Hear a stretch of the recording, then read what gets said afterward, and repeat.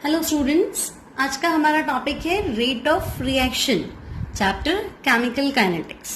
अब rate of reaction क्या होता है तो हम देखते हैं कोई भी केमिकल रिएक्शन है उसमें रिएक्टेंट जो है वो प्रोडक्ट में कन्वर्ट होता है।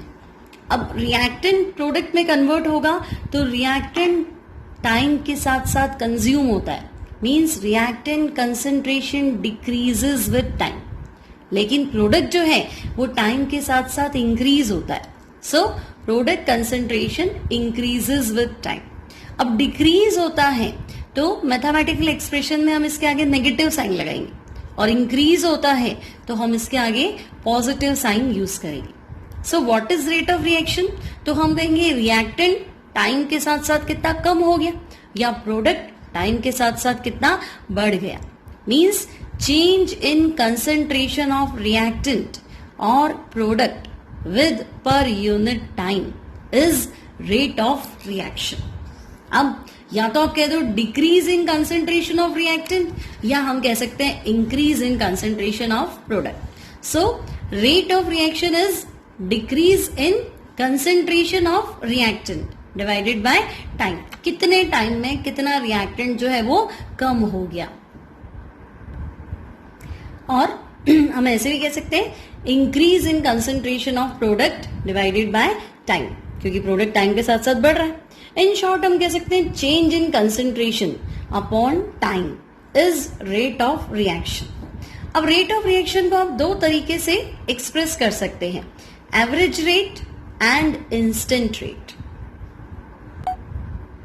Now rate of reaction is divided in two parts, average rate and instant rate. अब एवरेज रेट क्या है तो हम कहेंगे total change in concentration divided by time taken, और इंस्टेंट रेट मतलब एट अ पर्टिकुलर मोमेंट, है ना। आपसे पूछा कि मान लो टोटल 10 मिनट का रिएक्शन है तो 1 मिनट बाद स्पीड क्या है, 2 मिनट बाद स्पीड क्या है। तो इंस्टेंट रेट मतलब small change in concentration divided by time. अब प्लस और माइनस, मैंने आपको कहा था plus with respect to product and minus with respect to reactant। Minus मतलब घटने की रेट बताएगा, डिसअपियरेंस, और प्लस मतलब बढ़ने की रेट बताएगा, rate of appearance. Now what is delta C? मतलब total change in concentration, delta T total change in time, और वहां मैंने लिखा था डीसी बाय डीटी। तो डीसी मतलब small change in concentration, DT small change in time. अब आपको जो इंस्टेंट रेट फाइंड करना है वो कंसंट्रेशन वर्सेस टाइम का जो कर्व है उसमें टेंजेंट प्लॉट करके।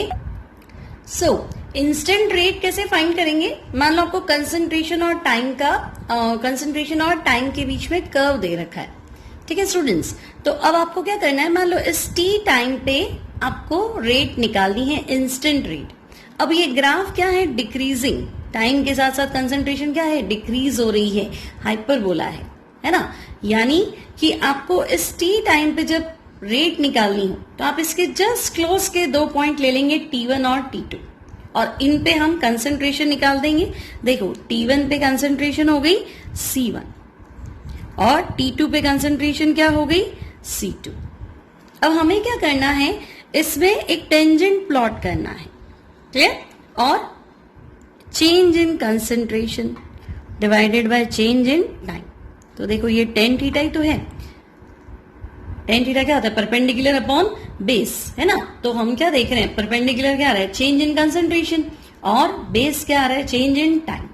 अब ये ग्राफ जो है विद रिस्पेक्ट टू रिएक्टेंट, समय के साथ साथ रिएक्टेंट क्या होता जा रहा है, कम होता जा रहा है। तो हम जो फॉर्मूला लिखेंगे, या अगर मैं आपसे कहूं कि इंस्टेंट रेट क्या है तो आप कहेंगे कि जो इंस्टेंट रेट है दैट इज टेन थीटा, और टेन थीटा क्या होता है, परपेंडिकुलर अपॉन बेस। अब मैं नेगेटिव साइन यूज कर रही हूं क्योंकि रिएक्टेंट है, और चेंज इन कंसेंट्रेशन क्या है, C2 minus C1 upon small change in time क्या है, T2 माइनस T1। तो ये आपका है इंस्टेंट रेट। तो अगर आपको न्यूमेरिकल में थीटा की वैल्यू दे रहे तो आप सीधा टेन थीटा निकाल के और अपना आंसर बता सकते हैं। सिमिलरली एक और कर्व है, लेकिन इसमें आप देखो टाइम के साथ साथ कंसंट्रेशन बढ़ रहा है, मतलब ये विद रिस्पेक्ट टू प्रोडक्ट है, और आपसे पूछा है टी टाइम पे इंस्टेंट रेट बताओ। तो इसके जस्ट नियर अबाउट आपको 2 पॉइंट्स लेने हैं टाइम पे। तो ये मान लो T1, यहां कंसंट्रेशन हो गई C1 और ये टाइम हो गया T2, यहां पे कंसंट्रेशन क्या हो गई C2। नाउ आपको क्या करना है, चेंज इन टाइम यानी कि बेस और चेंज इन कंसंट्रेशन यानी कि परपेंडिकुलर। फिर से क्या निकालना है, tan थीटा। तो इंस्टेंट रेट जो होगा, इंस्टेंट रेट क्या होगा, तो हम देख रहे हैं इंस्टेंट रेट ग्राफ में जो tan थीटा है वही निकाल दो, है ना। परपेंडिकुलर अपॉन बेस, परपेंडिकुलर क्या है, चेंज इन कंसंट्रेशन, और बेस क्या है, चेंज इन टाइम।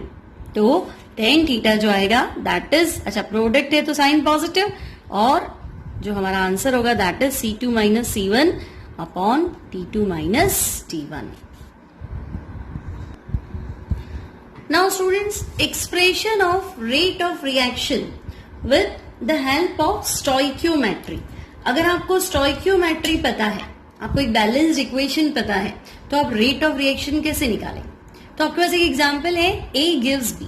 तो आप देखो A जो है ये रिएक्टेंट है, ये टाइम के साथ साथ कम होगा, यानी हमें नेगेटिव साइन यूज करना है, और B जो है वो प्रोडक्ट है, ये टाइम के साथ साथ बढ़ेगा, तो हम पॉजिटिव साइन यूज करेंगे। तो let a chemical reaction A gives B, हमें इसका रेट एक्सप्रेशन लिखना है ना, स्टोइकियोमेट्री की हेल्प से। तो रेट इक्वल्स टू, तो हमें पता है रेट क्या होता है, change in concentration upon time taken for change. अब मैं स्मॉल चेंज की बात कर रही हूं, अब A रिएक्टेंट है तो sign negative, small change in concentration को हम लिख सकते हैं DA divided by DT, time taken small time क्या हो गया DT, और नेगेटिव साइन क्योंकि रिएक्टेंट है। अब हम देखो A gives B, 1 mole A जब डिसअपियर हो जाएगा उतनी देर में 1 मोल B बन जाएगा, क्योंकि स्टोइकियोमेट्री क्या है, ये भी 1 है ये भी 1 है, तो ये A खत्म होगा उतनी देर में B बन जाएगा, यानी इसका डिसअपियरेंस रेट, गायब होने का रेट, और उसका फॉर्मेशन रेट दोनों ही क्या होंगे, इक्वल। तो minus DA by DT equals to क्या होना चाहिए, DB बाय DT। तो this is the rate of reaction with the help of stoichiometry. समझे ना, जितनी देर में ये डिसअपियर होगा उतनी देर में ये अपीयर हो जाएगा। तो इसे हम पढ़ेंगे rate of disappearance of A and this is rate of appearance of B। Similarly stoichiometry में मान लो थोड़ा चेंज कर दिया, आपसे कहा गया कि नहीं A gives two B। Now हम क्या देख रहे हैं कि 1 मोल A डिसअपियर होगा उतनी देर में 2 मोल्स ऑफ B फॉर्मेशन हो जाएगा, यानी कि इसकी फॉर्मेशन की जो रेट है इसकी डिसअपियरेंस की रेट की क्या है, डबल है। देखो ये 1 गायब होगा ये 2 बन जाएगी, अगर ये 100 गायब होंगे ये 200 बन जाएंगे। दैट मीन्स ये फॉर्मेशन जो है वो डबल स्पीड से हो रहा है ना, और ये डिसअपियरेंस जो है इसके फॉर्मेशन का क्या है, हाफ है। तो rate equals to, A reactant है साइन नेगेटिव, फॉर्मूला क्या आएगा, DA बाय DT। 1 मोल की बात चल रही, लेकिन B जो है वो ट्वाइस है, तो 1 मोल की फॉर्मेशन रेट क्या है, DB बाय DT, है ना। 2 मोल्स है तो 2 पे डिवाइड कर देंगे हम, तो 1/2। अब आप क्या देख रहे हैं कि DA बाय DT यानी A के डिसअपियरेंस रेट, B की formation rate DB by DT multiply by half, है ना। इसकी फॉर्मेशन रेट की क्या है, हाफ है। या हम ऐसे भी कह सकते हैं, देखो DB by DT equals to क्या होगा, minus DA by DT multiply by 2, यानी B की जो फॉर्मेशन रेट है वो A की डिसअपियरेंस रेट की क्या है, 2 टाइम्स है ना। 2 B बन जाएंगे जब एक A गायब होगा, यानी इसके बनने की रेट इसके गायब होने की रेट की क्या है, डबल है, 2 टाइम्स है। सिमिलरली अगर हम हेबर प्रोसेस देखें, हेबर प्रोसेस मतलब अमोनिया मैन्युफैक्चरिंग, अमोनिया बन रहा है ना। तो अमोनिया फॉर्मेशन कैसे होगा, nitrogen plus hydrogen combined together. अब इसमें कैटलिस्ट भी है, टेम्परेचर भी है, प्रेशर भी है, लेकिन हमें सिर्फ रेट निकालना है। तो इक्वेशन है N2 plus 3H2 gives 2NH3। अब आपसे कहा गया कि रेट निकालो with the help of stoichiometry, तो हम कहेंगे रेट जो है, रेट ऑफ रिएक्शन, N2 क्या है, रिएक्टेंट है, गायब हो जाएगा, डिसअपियर हो जाएगा, तो नेगेटिव साइन। तो rate equals to minus DN2 divided by dt। अब जब 1 मोल N2 गायब होगा उतनी ही देर में 3 मोल्स ऑफ H2 भी क्या हो जाएंगे, डिसअपियर हो जाएंगे। तो माइनस, अब 3 मोल्स पे करना है तो 1/3 dH2 डिवाइडेड बाय dt, ठीक है, इक्वल्स टू, तो जब ये 1 गायब होगा उतनी देर में 2 बन जाएंगे, तो 1/2 dNH3 बाय dt। क्लियर? पर मोल पे रेट निकालते हैं, जो स्टोइकियोमेट्री है उसको डिवाइड कर देते हैं, है ना, dNH3 bye dt divided by 2, तो उसको हम इजी करने के लिए ऐसे लिख देते हैं 1/2 dNH3 बाय dt। अब आप देखो कि H2 की जो डिसअपियरेंस रेट है, ये 3 इधर चला जाएगा, तो H2 की जो डिसअपियरेंस रेट है, गायब होने की रेट है, वो नाइट्रोजन की डिसअपियरेंस रेट की 3 गुना है, 3 टाइम्स। क्लियर?